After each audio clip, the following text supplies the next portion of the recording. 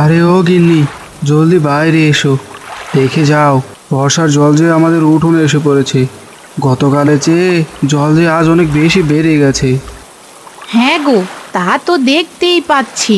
তোমাকে আগেই বলেছিলাম এত নিচু জমিতে বাড়ি বানিও না, শুনলে না তো আমার কথা। কি করব বলো, উঁচু জমির তো অনেক দাম। অত টাকা কি তখন আমার কাছে ছিল যে উঁচু দেখে জমি কিনবো? হয়েছে, এখন যা হবার ছিল তা হয়েই গেছে। এবার কি করবে সেটা বলো।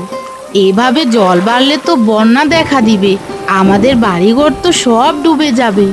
হ্যাঁ গিন্নি, গতকালের চেয়ে বর্ষা জল আজ অনেক বেড়ে গেছে। আমার মনে হয় এবার গ্রামের সবাইকে খবরটা দিতে হবে, নয়তো আমাদের বাড়ির সাথে সাথে গ্রামের সবার বাড়িঘর যে একেবারে বর্ষা জলে ডুবে যাবে। হ্যাঁ গো, তুমি তাহলে এখনই সবাইকে খবরটা দিয়ে আসো।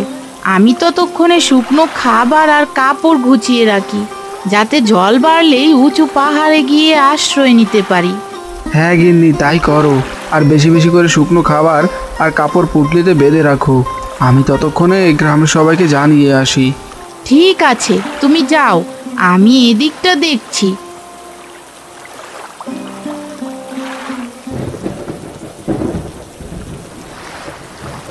এই রে, এখানের সব তো দেখছি জল একেবারে ডুবে গেছে। কোনটা নদী আর কোনটা জমি কিছুই তো বুঝতে পারছি না। এবার তাহলে জাল ফেলবো কোথায়, আর মাছই বা ধরবো কিভাবে? চারদিকে তো শুধু জল আর জল। আরে ও কাকু, তুমি এই বর্ষার ভেতরে মাছ ধরতে কেন এসেছো? জানো না বর্ষা জল আগের থেকে অনেক বেশি বেড়ে গেছে? কি আর করবো নিতাই, বৃষ্টির ভেতরে কদিন ধরে কাজে যেতে পারছি না। এদিকে যে ঘরে খাওয়ার মতো কিচ্ছুটি নেই, তাই ভেবেছি কিছু মাছ ধরে তা বাড়ি বাড়ি গিয়ে বিক্রি করব। কিন্তু দেখ, নদীতে এসে দেখি চারদিকে শুধু জল আর জল। এখন কোথায় যে জাল ফেলবো সেটাই তো বুঝতে পারছি না। শোনো কাকু, তোমার পেছনেরটা হলো নদী, আর সামনের এই জায়গাটা দেখছো এটা হলো জমি। তুমি এবার মাছ ধরতে পারো। তোকে অনেক ধন্যবাদ নিতাই, তুই না থাকলে বুঝতেই পারতাম না কোনটা নদী আর কোনটা জমি। আর একটা কথা শোনো কাকু, তুমি তো জানো গ্রামের সবচেয়ে নিচু জমিতে আমার বাড়ি। আজ দেখলাম বর্ষার জল আমার বাড়ির উঠোনে চলে এসেছে। এর মানে হলো গ্রামে এবার বর্ষা দেখা দিতে পারে। তাই তুমি যতটা পারো শুকনো খাবার আর কাপড় নিয়ে সাবধানে থেকো। যে কোনো সময় উঁচু পাহাড়ে গিয়ে আমাদের আশ্রয় নিতে হবে। কি বললি?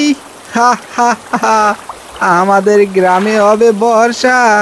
বলি, তোর মাথা ঠিক আছে তো নিতাই, নাকি দিনের বেলা স্বপ্নে দেখে এসেছিস? এসব বলছো কেন কাকা?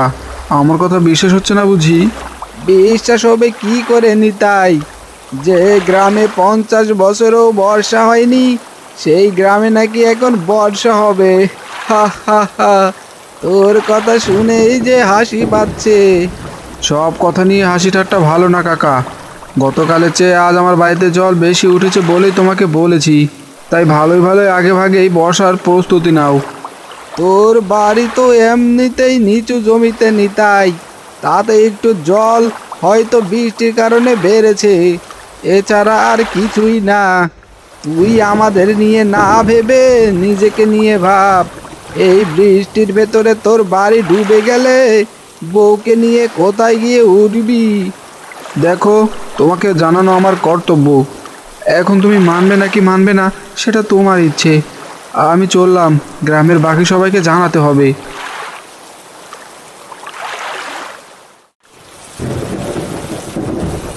ঘরে কেউ আছো মা? থাকলে একটু বাইরে এসো, আমি যে অনেক দূর থেকে এসেছি। আরে, আপনি আবার কে বুড়িমা? আপনাকে তো ঠিক চিনলাম না। আর এই কলা গাছের ভেলা আপনি কোথায় পেলেন? আমাকে তুমি চিনবে না মা, আমি এই কলা গাছের ভেলায় করে পাশের গ্রাম থেকে এসেছি। আসলে আমাদের গ্রামটা যে বর্ষার জলে একেবারে ডুবে গেছে, তাই তাই কলা গাছের ভেলায় করে যাওয়ার সময় তোমাদের বাড়িটা দেখতে পেয়ে আসলাম। কি বললেন বুড়িমা? আপনাদের গ্রাম বর্ষার জলে ডুবে গেছে? তার মানে আপনার বাড়িঘরও বর্ষার জলে ডুবে গেছে? হ্যাঁ গো মা, আমাদের গ্রামের সবার বাড়িঘর বর্ষার জলে একেবারে ডুবে গেছে। আমি কোনো মতে এই কলা গাছের ভেলায় করে এখানে এসেছি। দয়া করে তোমার কাছে আমাকে একটু আশ্রয় দাও। আমার যে যাওয়ার মতো আর কোনো জায়গা নেই। ঠিক আছে বুড়িমা, আপনি তাহলে কলা গাছের ভেলায় থেকে নেমে ঘরে আসুন।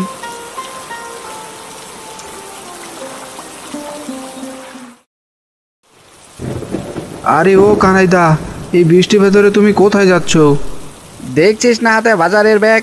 এই ব্যাগ নিয়ে বাজার ছাড়া আর কোথায় যাব বলতো? বলছি কানাইদা, এখন বাজারে যাওয়ার সময় না। গ্রামে বর্ষা জল হুড় হুড় করে বেড়েই চলছে।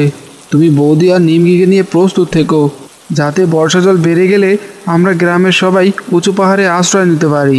হে হে হে, তোর মাথা কি গেছো নাকি রে নিতাই? এই গ্রামে আবার বর্ষা হবে? তার জীবনে কখনো বর্ষা চোখে দেখেছিস? হি হি হি। সে তুমি যাই বলো, দয়া করে আমার কথা বিশ্বাস করো কানাইদা। জলদি করে বাড়িতে গিয়ে শুকনো খাবার আর পরনের কাপড় গুছিয়ে নাও। যে কোনো সময় গ্রামে বর্ষাকাল দেখা দিতে পারে। আর যা তো এখান থেকে। এই বৃষ্টির ভেতর নাকি বর্ষা হবে, বলি সকালে উল্টো পাল্টা কিছু খেয়েছিস নাকি রে? না না কানাইদা, কী সব বলছো? আমি আবার কী সব উল্টো পাল্টা খাবো? যা সত্যি তোমাকে তাই বললাম। দয়া করে আমার কথা শোনো, নয়তো সবাই বিপদে পড়ে যাবে। উল্টো পাল্টা না খেলে পথ থেকে সরে দাঁড়ানি তাই। একটু বৃষ্টিতেই নাকি বর্ষা হবে, যত সব উল্টো পাল্টা কথাবার্তা। এরকম কথা তো আমার জীবনেও শুনিনি। সরে যা আমার পথের সামনে থেকে, যত সব। আরে এ কি, গ্রামের কেউ তো আমার কোনো কথাও বিশ্বাস করছে না। যদি কেউ বিশ্বাস না করে তাহলে যে গ্রামের সবাই বর্ষা জলে একেবারে ভেসে যাবে। না না, যে করেই হোক কথাটা আমাকে মোড়ল মশাইকে জানাতেই হবে। মোড়ল মশাই যদি গ্রামের সবাইকে বর্ষার কথা বলে তাহলে সবাই তার কথা শুনবে। কাউকে আর বর্ষা জলে ডুবে মরতে হবে না। যাই, আর দেরি না করে এখনই গ্রামের মোড়লের কাছে যাই।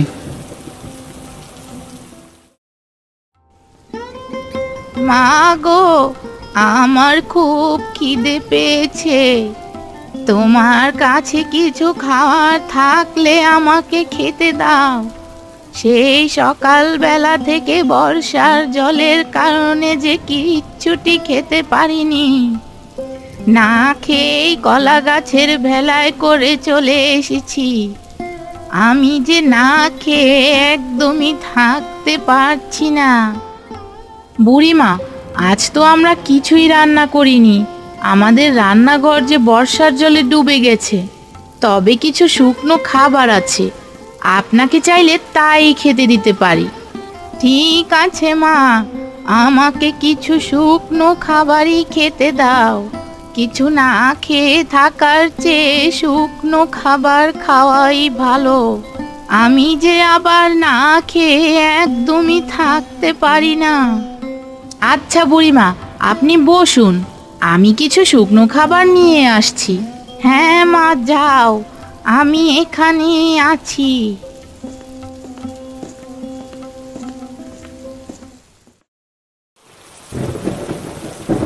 আরে নিতাই যে, তাই বৃষ্টির ভেতরে হঠাৎ আমার বাড়িতে কি মনে করে এলে? বলি, কোনো সমস্যা হয়েছে নাকি? মোড়ল মশাই, আপনাকে জরুরি একটা খবর দিতে এসেছি।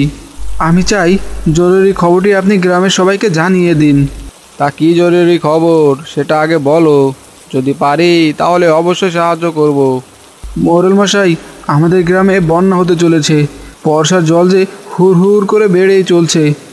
আপনি এখনই এর একটা ব্যবস্থা করেন, নয়তো গ্রামের সবাই যে বর্ষা জলে একেবারে ডুবে মারা যাবে। কি বললে জগাই? আমাদের গ্রামে বর্ষা আসতে চলেছে? হা হা হা। বলি, জীবনে কখনো এই গ্রামে বর্ষা হতে দেখেছো? না না মোড়ল মশাই, তা দেখিনি। তবে এবার বর্ষা হবে।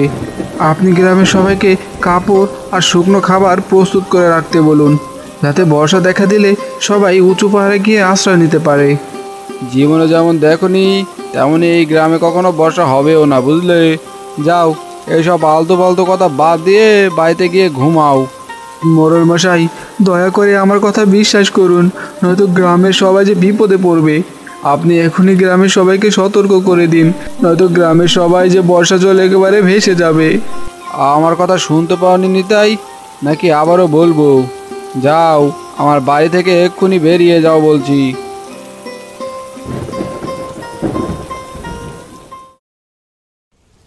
বাহ, খাবারগুলো খেয়ে আমার এখন খুব ভালো লাগছে।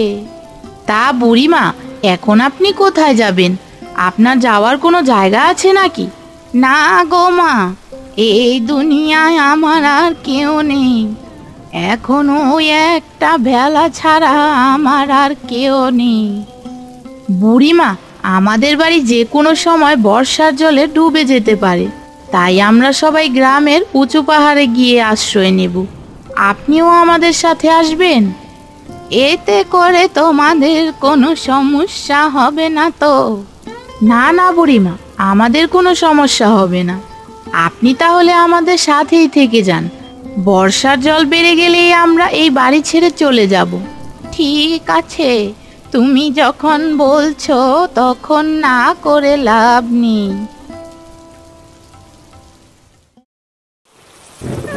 আরে এসব কি হচ্ছে?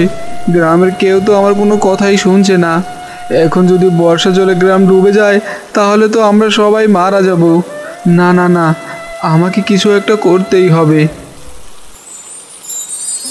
আরে, এখানে কলা গাছের ভেলা কোথা থেকে আসলো? গিন্নি, আরে ও গিন্নি, কোথায় তুমি? জলদি করে একটু বাইরে এসো তো। ওগো, তুমি এসেছো? তা গ্রামের সবাইকে সতর্ক করেছো তো? হ্যাঁ গিন্নি, গ্রামের সবাইকে সতর্ক করেছি, কিন্তু কেউ আমার কোনো কথাই বিশ্বাস করছে না। বলো কি? তাহলে তো গ্রামের সবাই বিপদে পড়বে। এমনকি গ্রামের সবাই বর্ষার জলে ডুবে মারাও যেতে পারে। হ্যাঁ গিন্নি, তা ঠিক বলেছ, কিন্তু এই কলা গাছের ভেলা এখানে কি করে এলো? আর ওই বুড়িমাটাই বা কে? তাকে তো আগে কখনো এই গ্রামে দেখিনি। বুড়িমার বাড়ি আমাদের পাশের গ্রামে। তার গ্রামটা বর্ষার জলে একেবারে ডুবে গেছে। এই কলা গাছের ভেলায় করে সে কোনো মতে বেঁচে ফিরেছে। বলো কি গিন্নি? তাহলে তো আমাদের গ্রামের সবারও এই একই হাল হবে। এতে করে যে গ্রামের সবাই বর্ষা জলে ডুবে মারা যাবে। হে বিধাতা, তুমি কিছু একটা করো।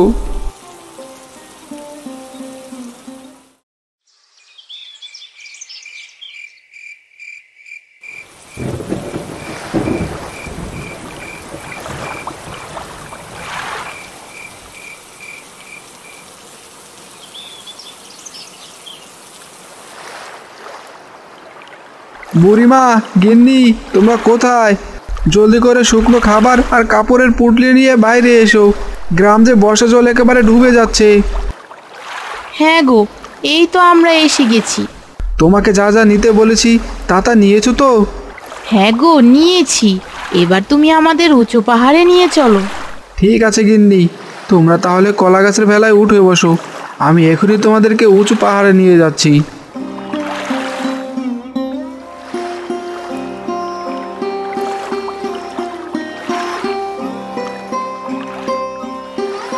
গিন্নি, তুমি বুড়িমাকে নিয়ে এখানেই থাকো, আমি কলা গাছের ভেলা নিয়ে এখনই আসছি। ওগো, তুমি আবার কোথায় যাবে? আমাকে নিয়ে চিন্তা করো না, আমি গ্রামের মানুষদের উদ্ধার করতে যাচ্ছি।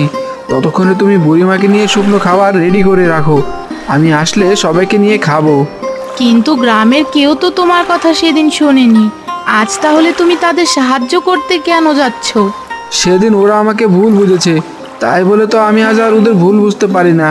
তোমরা এখানেই থাকো, আমি এখনই আসছি। ঠিক আছে, সাবধানে যেও।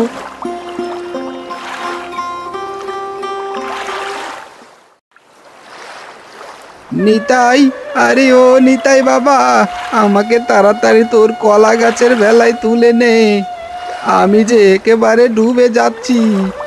দাঁড়াও কাকা, আমি এখনই আসছি। নিতাই, আরে এই নিতাই, জলদি করে এদিকে আয় ভাই, আমাদের রক্ষা কর, নয়তো আমরা সবাই যে বর্ষা জলে একেবারে ডুবে যাব। তোমরা ওখানেই থাকো কানাইদা, আমি এখনই কলা গাছের ভেলা নিয়ে তোমাদের সাহায্য করতে আসছি। আরে ও নিতাই বাবা, আমাকে বাঁচা, নয়তো বর্ষা জলে যে আমি একেবারে ভেসে যাব।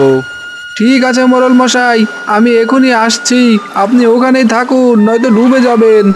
ঠিক আছে বাবা, জলদি করে তোর কলা গাছের ভেলাটা নিয়ে এদিকে আয়, আমাকে বাঁচা, নয়তো আমি যে বর্ষা জলে ডুবে যাব।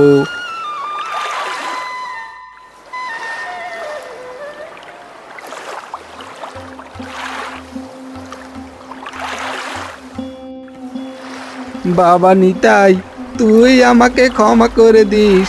সেদিন মাছ ধরতে গিয়ে যদি তোর কথা শুনতাম, তাহলে আমাকে আর যার জলে ডুবে মরতে হতো না। তুই আমাকে ক্ষমা করে দিস বাবা। আজ তোর কারণে আর তোর এই কলা গাছের ভেলার কারণেই আমি বেঁচে গেলাম। থাক কাকা, ওসব কথা এখন বলে লাভ নেই। যা হবার ছিল তা হয়ে গেছে, তা নিয়ে এখন আমাদের একদমই আফসোস করা উচিত না। না রে নিতাই, আফসোস না করে উপায় নেই। সেদিনে বাজারে যাওয়ার পথে তুই আমাকে বর্ষার কথা বলেছিলি, কিন্তু আমি তোর কথা একদমই শুনিনি, ওটা তোর সাথে হাসি ঠাট্টা করেছি। এই জন্য আমাকে মাফ করে দিস ভাই। আচ্ছা, তোমাদের এখন হলোটা কি বলো তো? সবাই একটু হলেই ডুবতে বসেছিলে, এবার একটু বিশ্রাম নাও। গিন্নি, তুমি সবাইকে আমাদের শুকনো খাবারগুলো দাও, যাতে কাউকে না খেয়ে থাকতে হয়। হ্যাঁ গো, ঠিক আছে, আমি সবাইকে অল্প অল্প করে শুকনো খাবার দিয়ে দিচ্ছি। নিতাই, তুই আমাকে ক্ষমা করে দিস। সেদিন আমি তোকে কত কথা শুনিয়েছি, আর আজ তুই আমার জীবন বাঁচালি। মোড়ল মশাই, এটা আমার দায়িত্ব, আমি শুধু আমার দায়িত্ব পালন করেছি। গ্রামের মোড়ল হিসাবে যে দায়িত্ব আমার পালন করার কথা ছিল, আর সেই দায়িত্ব তুই পালন করেছিস নিতাই। আমরা গ্রামের সবাই আজ তোর কাছে কৃতজ্ঞ। তোর এই ঋণ আমরা কখনোই ভুলবো না।